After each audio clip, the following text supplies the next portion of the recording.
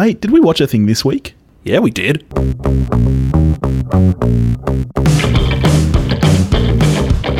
Hello and thank you for joining us, everybody, here at We Watched a Thing. It's a pleasure to have you with us, and as always, it's a pleasure to be here with you, Billy. Oh, it's a pleasure to be here with you, mate. How you doing? I'm good, Toph. How you doing? Oh, mate, I'm wrapped. Yeah? What have you been up to this week? In unemployment? I've watched a lot of movies. Yeah, me too. I had gastro, TMI, and so I also watched a ton of movies. Awesome. Yeah. I think I was at like 6 for the year or something before this week, and now I'm up to 17. Wow. Yeah. We should all get gastro more often. Yeah, I know. Thank you, God, for gastro. See anything you like? I saw a few things I liked. I was a big fan of 8th grade. Yeah, I think I watched that about 24 hours after you did. Yeah, we messaged almost at the same time, being like, oh, hey, just watch this. Yeah, I really, really enjoyed that. I was shocked that it got 0 nominations. Yeah, I thought it was good. There's one really painful thing about it, though, which is when she's doing her videos and you're there going, oh, you don't realise how lame this is and how lame everyone thinks you are. And then you realise that's podcasting. Pretty much. Yeah, no, I was a big fan of that. I also checked out mid-90s, Jonah Hill's debut, and yeah, I enjoyed that as well. Yeah, I watched a lot of stuff. Vice I finally got to. I've only got 2 more Oscar nominees to watch. Roma, which I'm really excited for, and Bohemian Rhapsody, which I'm really not. Yeah. Yep. That's the last one you have to tick off? Yeah, I'm so not. I don't care. Maybe we should watch it together. Maybe. You know what? Maybe after this recording, we should get some Dirty Bird. I've got to take food back to the +1. That's all right. Just Uber Eats to her while we get our KFC. That's a really good idea. Yeah, and then we can watch Bohemian Rhapsody. I think we should do that. I like it. I think it's a good plan. But we're not talking about that this week. What did we watch this week? We saw Green Book. That's right. Speaking of Oscar nominations. Green Book, directed by Peter Farrelly and written by Farrelly, Brian Currie, and Nick Vallelonga, who is the son of who the film is based on. Bada bing! It stars Mahershala Ali, Viggo Mortensen. What's it about, Toph? It's about a reasonably racist Italian American in the 60s driving around a black musician. It's kind of a reverse Driving Miss Daisy. You know, I've never seen Driving Miss Daisy. Oh, really? From what I understand, I'm not missing much. No, you're really not. And yeah, I'm, as I mentioned, I think last week, I'm a big Farrelly fan. So for me, it's pretty cool to see a Farrelly brother, in Oscar talk. Although, there has been the stuff lately about, pulling out his peen and whatnot. But yeah, you mustn't do. Yeah, but who didn't expect that from a Farrelly? I mean, All right, so let's get into it. What did you think? Look, I don't dislike the film, but I was truly underwhelmed.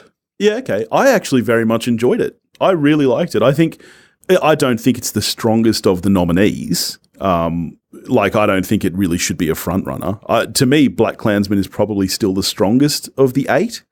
But yeah, I liked it. I liked it a lot. Let's start on the acting. I mean, 2 very strong performances, I think, in both Mahershala Ali and Viggo Mortensen. Certainly, Ali is... If you look at a sample of the last 5 years, Ali is...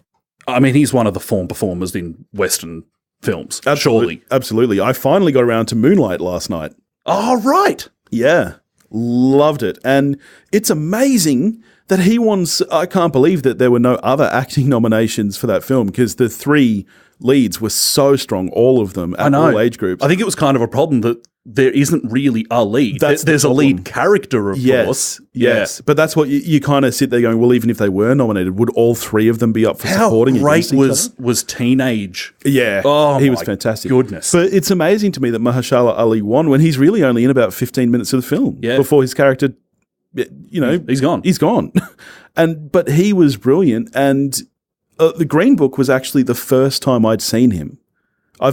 Now Green Book and Moonlight are the only 2 things I've seen. Oh, really? Yeah. As far as I can remember. And 2 extremely different characters, extremely different performances, and both extremely well-rounded. He is an amazing actor. Look, I think his performance in this film is great. I don't think the character's particularly well-rounded because basically everything he has to do is kind of just pontificate to Tony Lip. That's the bulk of his dialogue, and I don't find it gives you that. There's a couple of scenes where you get a bit of an in to who this guy actually is, but for the most part, he's the smart guy in the car. Yeah.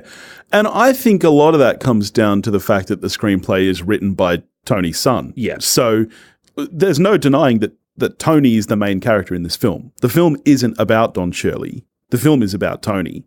And I do agree that's where you can tell that this isn't written by someone who is a screenwriter. You know, because someone who is a screenwriter would have gone, okay, well, I need to flesh out this character. Because he's the most interesting character in the film. Oh, absolutely. But we don't get into him. No, because the person who wrote it isn't a trained screenwriter. This is their only work, and they're writing about their father's life. So he's the character who's fleshed out. Yeah. And I think to an extent it works, but I agree it would have been nice to have had more from Don Shirley. Yeah.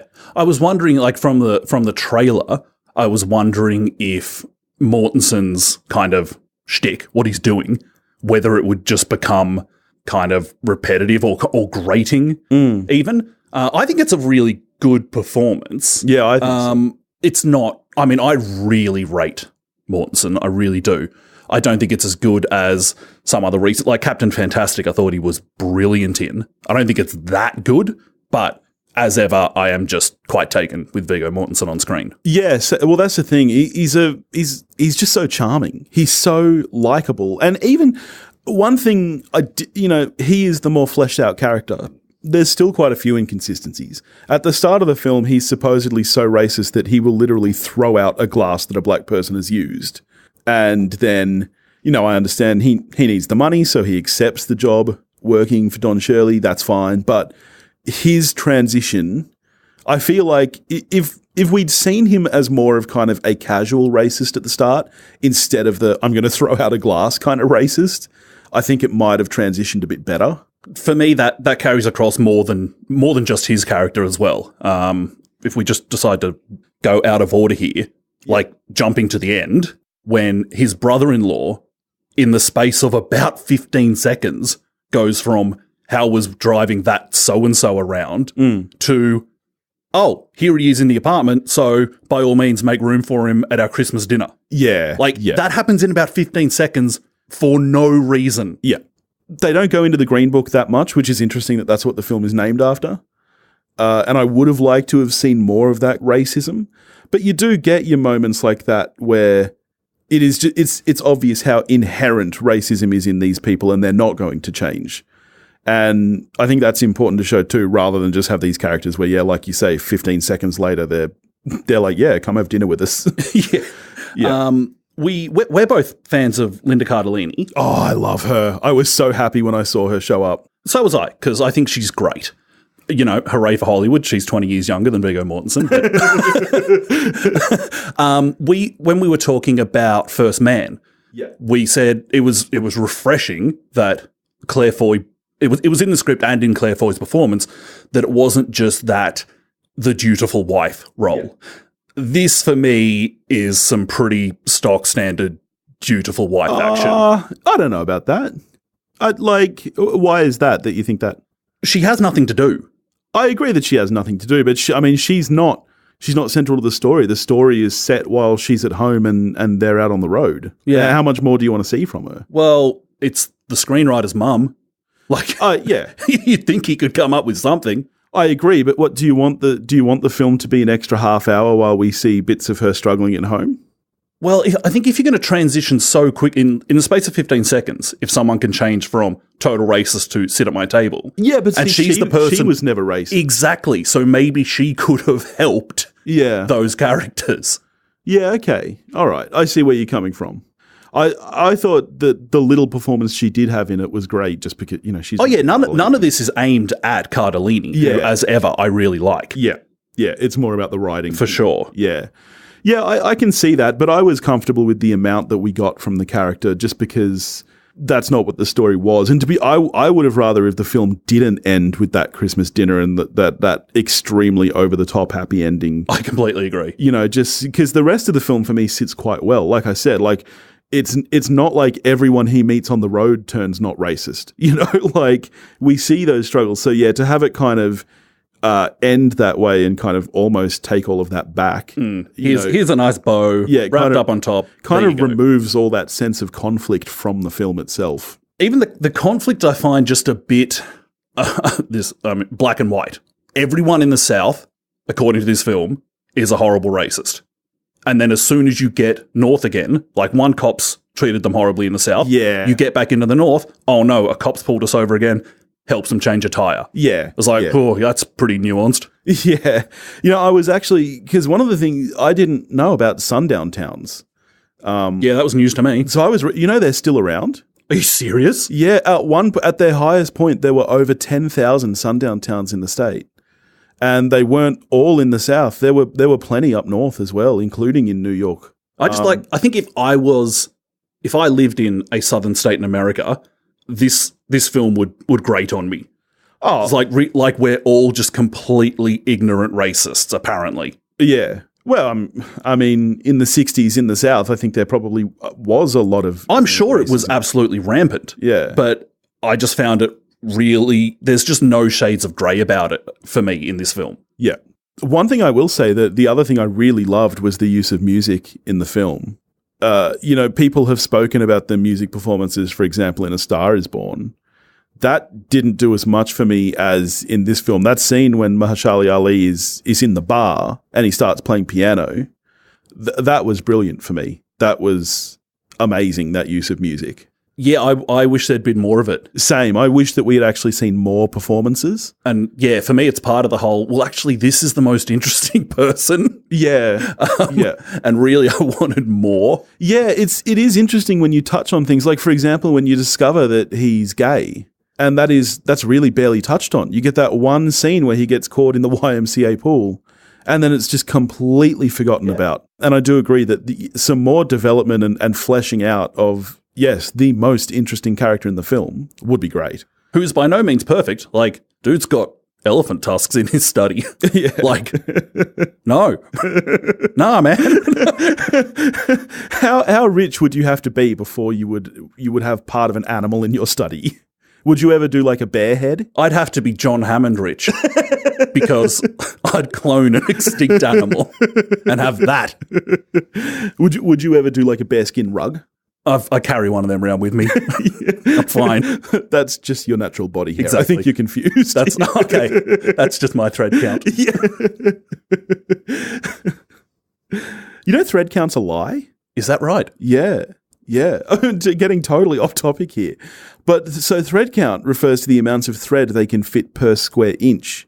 And apparently it's actually pretty much impossible to fit more than about 400.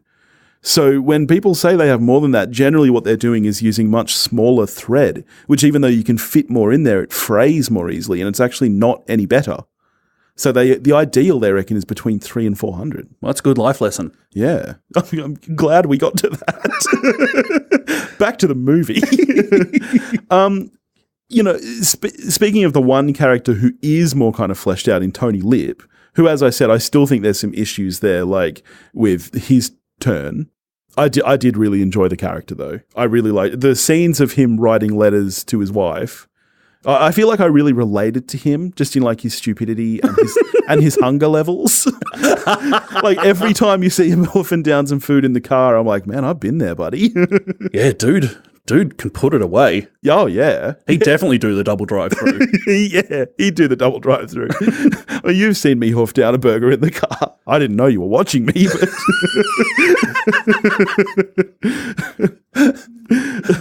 when your wife had put you on a diet, no less. Well, she's out at the moment, so I'm definitely getting KFC after this, whether you stay with me or not. You'll be happy to know I never told her that couple of weeks ago where I took your drive-through rubbish home and disposed of it so that she wouldn't know. She listens to the show. Oh, damn it. I've blown your cover. I told you to tell your girlfriend that was your rubbish. I didn't. I walked in with it and she was like, really? And I looked at her. I didn't even say anything. I just raised my eyebrows like, come on. She's like, that's Billy's, isn't it? Well, that was the payment for the lift home. Yeah, and I appreciate it. Yeah. But now it's done and I'm happy to blow your cover. Yeah, the KFC scene in this film was great. It made me hungry.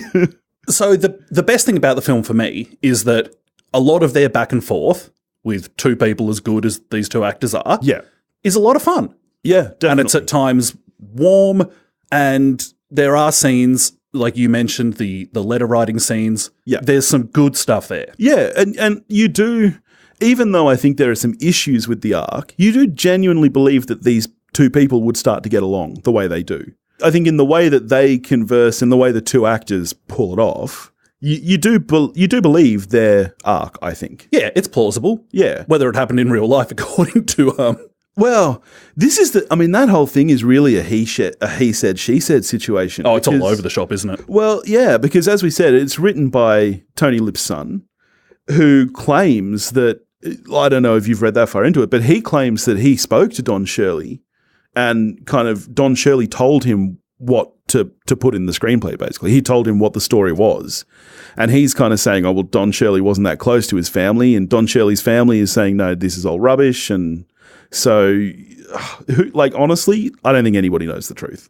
And I think to a certain extent, that's fine. Whether or not it's true doesn't devalue whether it's a good film, I think. You know, we have plenty of adaptations that are nowhere near close to what really happened or the original. The film does give itself a bit of an out at the beginning. It starts with inspired by a true story. Yeah. Which I suppose gives you more license to say something like this happened. Yeah, I don't really put too much weight into the whole he said, she said, whether it's true or not.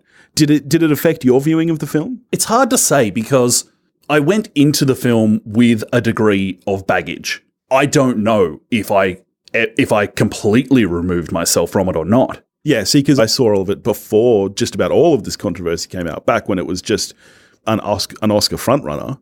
And I enjoyed it a lot. Like you said, it is at times warming. It can be very, very funny. The acting is superb. I do have issues with the story and the arcs of the characters, but on the whole, I really enjoyed it.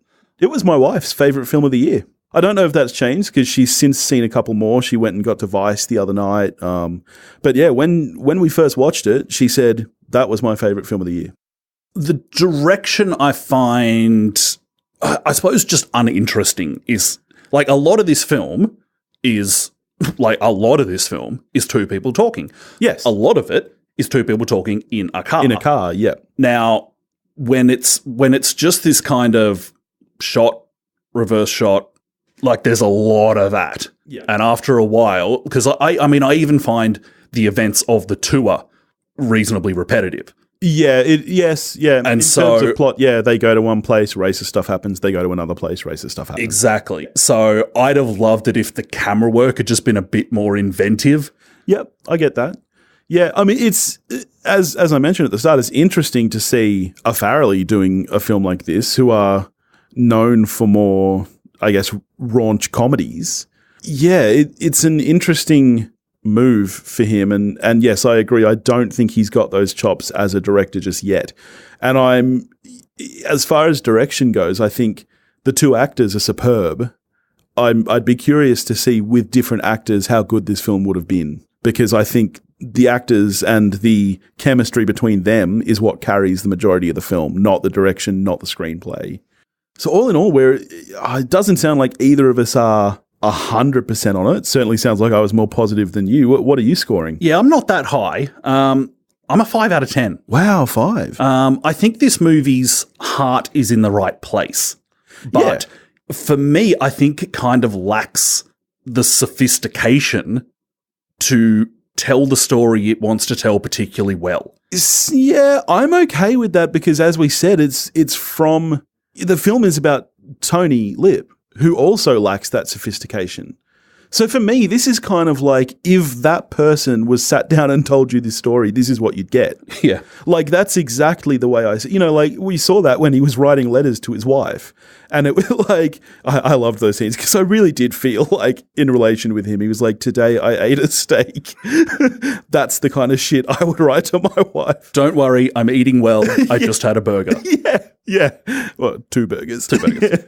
So to me, this is the film you would get if Tony Litt made the film.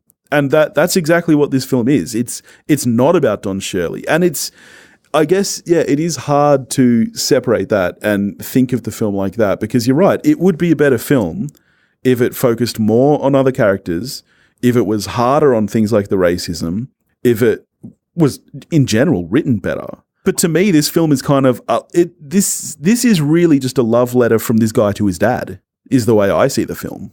That's reasonable, but I think it's presenting itself as something more than that. I feel like that's how I feel about it. Yeah, I feel like that's more something that other people have placed upon it. But I really, really think that this film is just a story about this guy's dad. Yeah, and for me, it just plays like, honestly, for me, it plays like a movie of the week, but I recognize the people in it.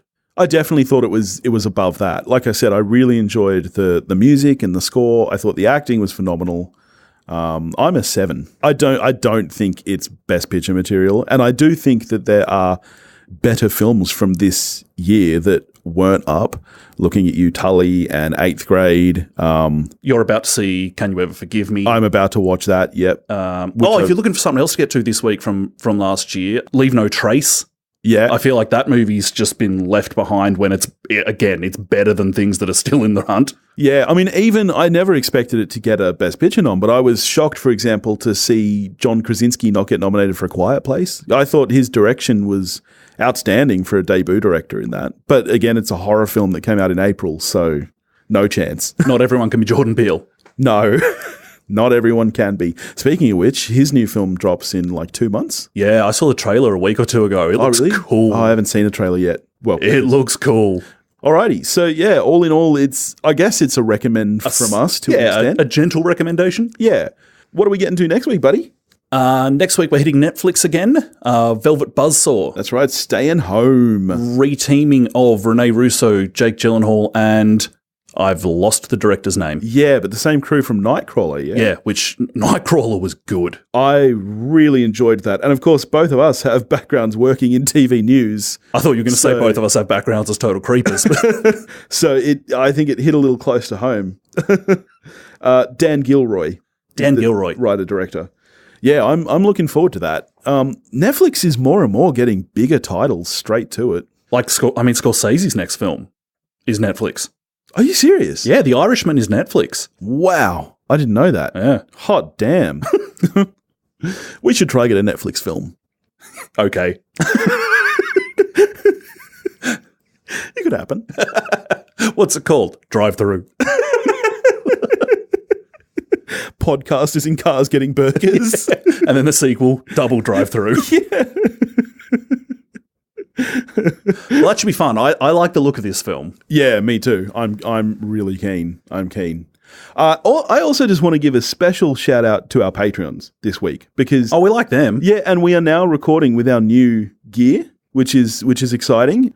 So I just want to tell you guys that I love you all and thank you very much. I love most of you.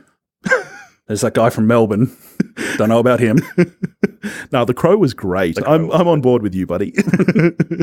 Alrighty. Well, that's it from us. If you want to get in touch with us, you can do that at wewatchedathing.com or wewatchedathing@gmail.com. You can find us on Facebook, Instagram, and Twitter, all under the handle @wewatchedathing. If you do want to help support the show, you can do that at patreon.com/wewatchedathing. See ya. Go watch a movie, everyone.